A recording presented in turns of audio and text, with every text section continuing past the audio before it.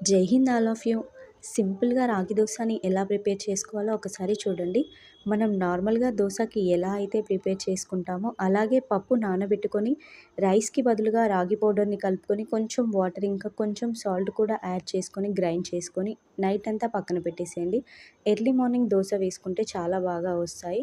మీకు కావాలి అనుకుంటే ఘీ అయినా, ఆయిల్ అయినా ప్యాన్‌కి రాసుకొని ఇలా దోస వేసుకోవడమే.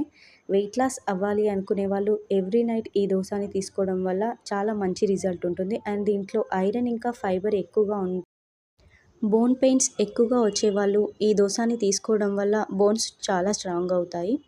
షుగర్ పేషెంట్స్ ఈ దోసని తీసుకోవడం వల్ల వాళ్ళకి కూడా చాలా మంచి రిజల్ట్ ఉంటుంది. ఎందుకంటే వైట్ రైస్‌ని ఎక్కువగా అవాయిడ్ చేస్తారు కాబట్టి ఈ దోసని తినడానికి ట్రై చేయండి. చాలా మంచిది.